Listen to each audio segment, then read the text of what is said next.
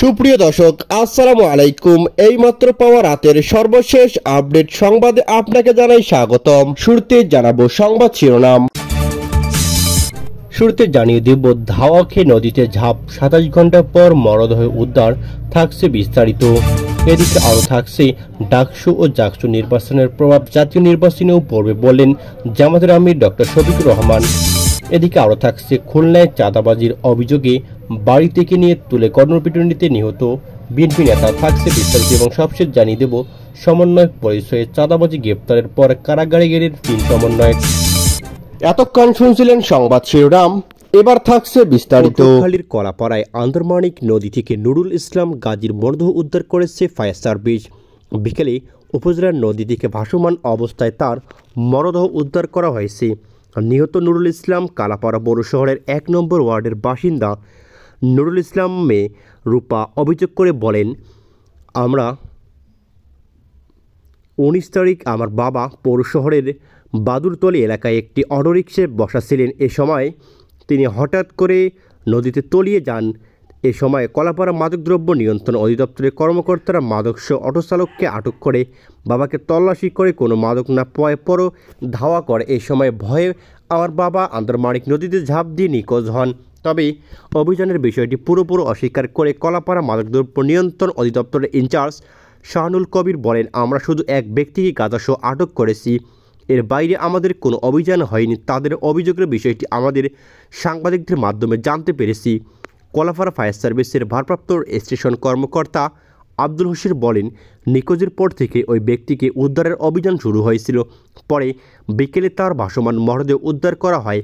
পায়রাবন্দর নৌ পুলিশ ফাঁড়ির in charge SI Shahabuddin বলেন, ফায়ার সার্ভিসের কাছ থেকে মরদেহ উদ্ধার করে সব আইনি প্রক্রিয়া শেষে পরিবারের কাছে হস্তান্তর করা হয়েছে। ঢাকা বিশ্ববিদ্যালয় কেন্দ্রীয় ছাত্র সংসদ ডাকসু ও জাহাঙ্গীরনগর বিশ্ববিদ্যালয় কেন্দ্রীয় ছাত্র সংসদ জাকসু নির্বাচনের প্রভাব আগামী জাতীয় সংসদ নির্বাচনেও পড়বে বলে মন্তব্য করেছেন জামাত ইসলামের আমির ডক্টর শফিকুর রহমান। ডক্টর শফিকুর রহমান বলেন, ডাকসু ও জাকসু নির্বাচনে ইসলামী ছাত্র শিবির বিজয় লাভ করেছে।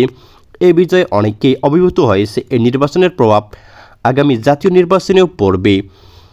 মগবাজারের জামাতের কেন্দ্রীয় কার্যালয় সংলগ্ন আল ফালা মিলায়তনে অনুষ্ঠিত দলটির কেন্দ্রীয় মহিলা বিভাগীয় মজলিসে শুরার অধিবেশনে জামাতের আমির বলেন, এসব কথা বলেন দলটির পাঠানো এক সংবাদ বিজ্ঞপ্তিতে এ তথ্য জানানো হয়েছে।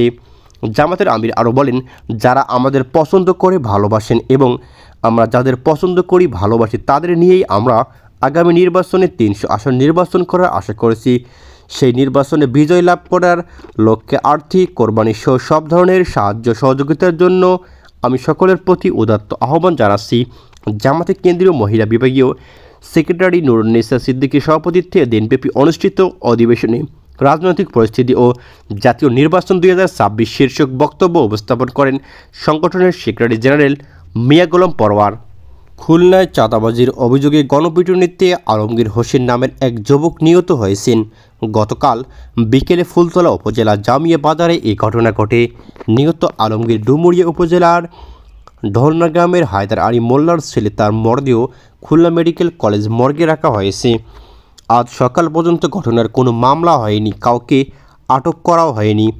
পুলিশ ও স্থানীয় সূত্র জানায়, গতকাল বিকেল 5 জন 6 জন মুখোশধারী মোটরসাইকেল করে জামিরা বাজারের 2টি দোকানে গিয়ে চাঁদা দাবি করে হুমকি দিয়ে চলে যায়। পরে তারা বাজারের মাদ্রাসা রোডে জামিয়া বাজার বণিক সমিতির সাধারণ সম্পাদক হুমায়ুন কবির মোল্লাকে খুঁজতে থাকে।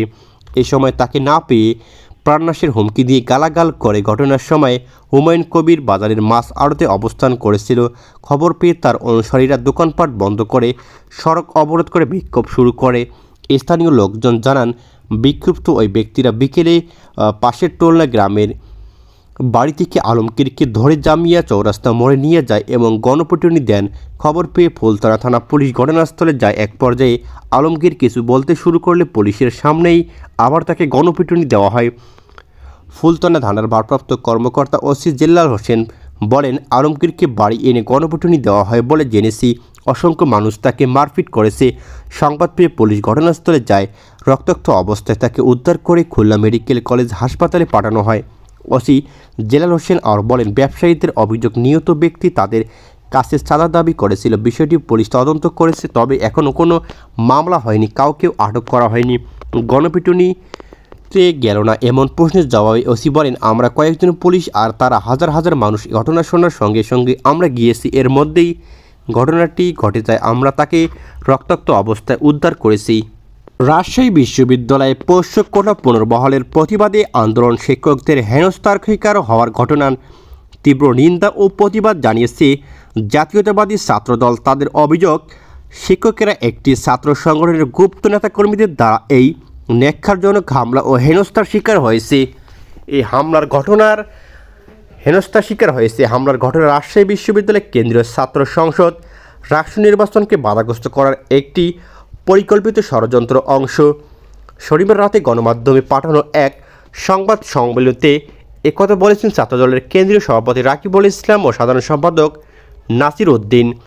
বিকেলে রাজশাহী বিশ্ববিদ্যালয়ে পোষ্য কোটা ফেরানোর প্রতিবাদে আন্দোলনরত শিক্ষার্থীদের সঙ্গে জুবের ভবনে শিক্ষক কর্মকর্তা কর্মচারীদের হাতাহাতি ও ধস্তাধস্তির ঘটনা ঘটে। বিজ্ঞপ্তিতে বলা হয়, বিশ্ববিদ্যালয়ে ভর্তি প্রক্রিয়া পোষ্য কোটা দীর্ঘদিন ধরে শিক্ষা ব্যবস্থা ন্যায্যতা ও সমঝোতা নিশ্চিতকরণের পথে একটি বড় বাধা হয়ে আসে। রাজশাহী বিশ্ববিদ্যালয়ে এই কোটা পুনর্বহালের যে সিদ্ধান্ত নেওয়া হয়েছে তা শিক্ষার্থীদের আকাঙ্ক্ষা ও চিন্তাভাবনার সম্পূর্ণ বিপরীত। এর মাধ্যমে নিতান্ত বঞ্চনা ও বৈষম্য তৈরি হবে। ভর্তি প্রক্রিয়ার মেধাবী হওয়া উচিত একমাত্র মানদণ্ড, তবে যে কোনো প্রতিবাদের ভাষায় গঠনমূলক, শান্তিপূর্ণ হওয়া বাস্তনীয়। এদিকে রাজশাহী বিশ্ববিদ্যালয়ের পোষ্য কোটা অবিলম্বে বাতিল এবং শিক্ষকদের ওপর হামলার দ্রুত বিচার দাবি করেছে ছাত্রদলের দুই শীর্ষ নেতা।